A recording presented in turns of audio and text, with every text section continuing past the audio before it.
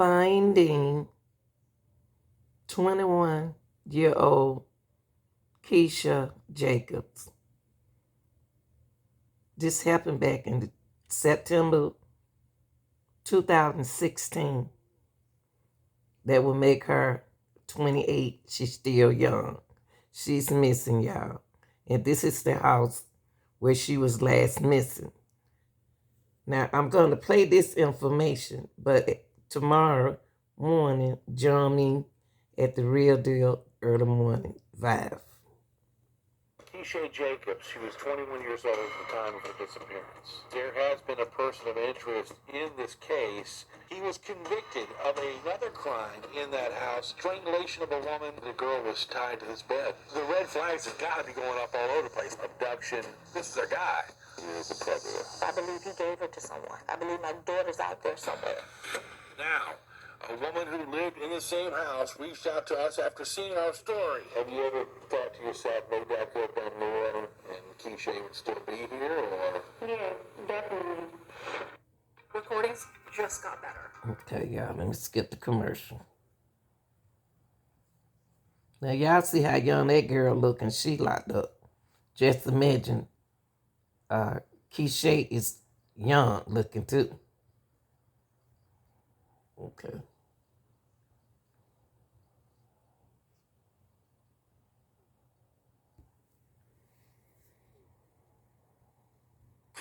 Now, a woman who lived in the same house reached out to us after seeing our story. Have you ever thought to yourself, maybe I could have done more and Keesha would still be here?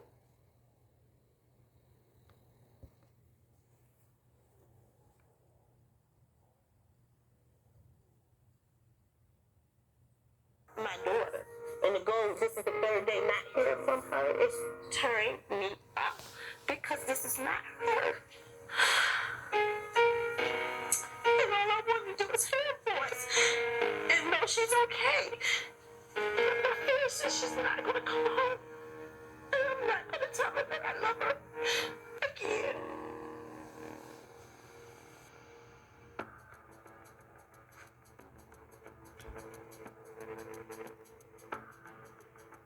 Keesha Jacobs, she was 21 years old at the time of her disappearance. The initial detective on the case was Detective Billy Thompson at RPD until he retired about a year ago. Right now they're kind of taking a two-pronged approach. They have a homicide detective assigned to it and a missing persons detective assigned to it. The missing persons detective is Clarence Key, and the homicide detective assigned is Anthony Coates. How important is this house in this investigation? Well, the house was very important because this is where she was at. She was dropped off here, even though she was inside. So it was very, very important. A lot of evidence was recovered inside and outside. So That's where we're at. that's where we're at. After about a year of doing stories on Keesha's disappearance, I learned of a person of interest name.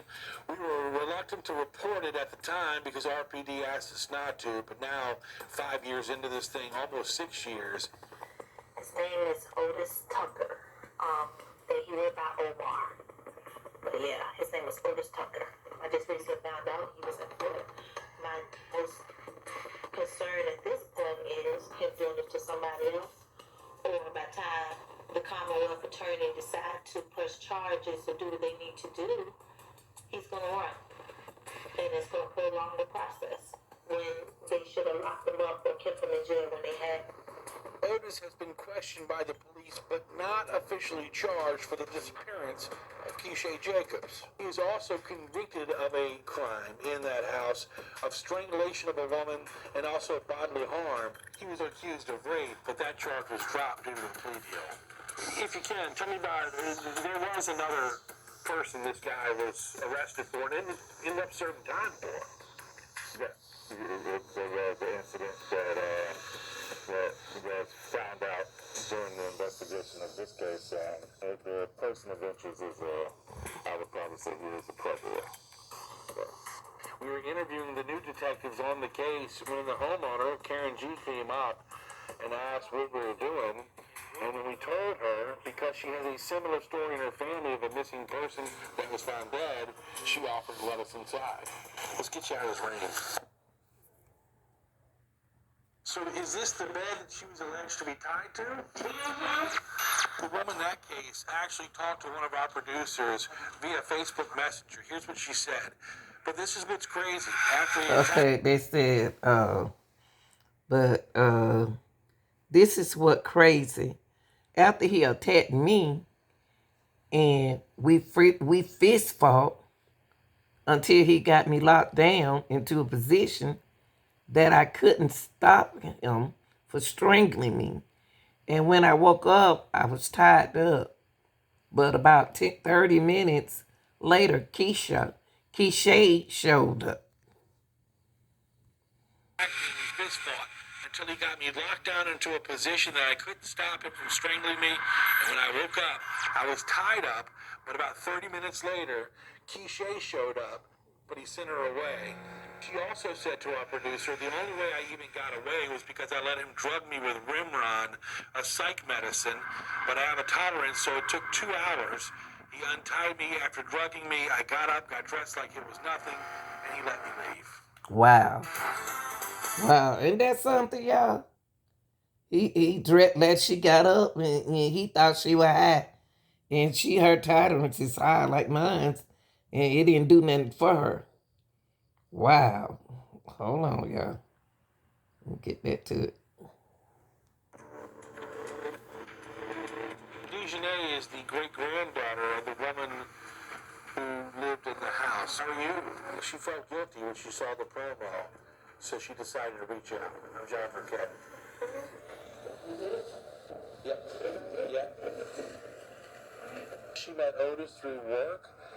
There was a time that Otis lived on Maury Street. They'd get together, hang out. Keesha was part of that group that would hang out with them. But eventually, it got to a point where they needed to move. That's when she suggested great-grandma's place in Churchill. I would say not even a week went past, and I called the police and tried to get him removed from my great-grandma's house.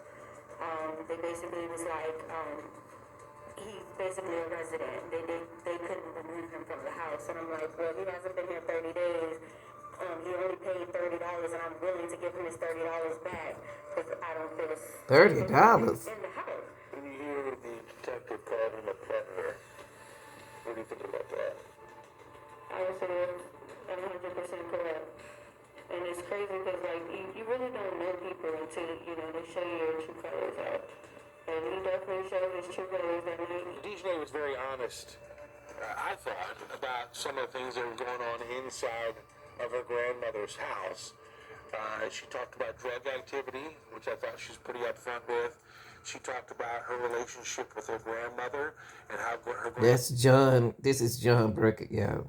grandmother always stuck up for Otis inside the house. Because Otis was basically brought there by Dejanay to look after. This story right here really give you chills after what she said. And then he paid $30 to the grandmama. Now, what kind of group they was in? But Keesha hung with that girl just finished talking. Who house they stayed in. The grandmama got along with the dude, but, she didn't want him to leave. The girl grandmama didn't want him to leave. For the grandmother. But for whatever reason, she said her great-grandma kept sticking up for Otis, so she decided it was time for her to go. Does I just want my baby to come home, and if you see anything, if you've seen her, please call so she can come home, and she can be okay.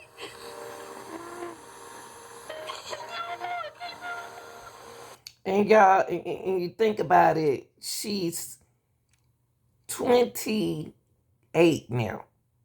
She might be still alive because he took her with him and let the other girl go. In the years past, I've grown to know Tony, Keesha's mom. This woman has been through a lot. She needs closure. That's And we're going to help her get closure, y'all. So we'll start on this case, okay, to try to help her find her daughter. Because she's still young. She's 28. This is Keesha Jacobs who we looking for, okay? She was missing in Richmond, but somebody allegedly said they saw her in Florida.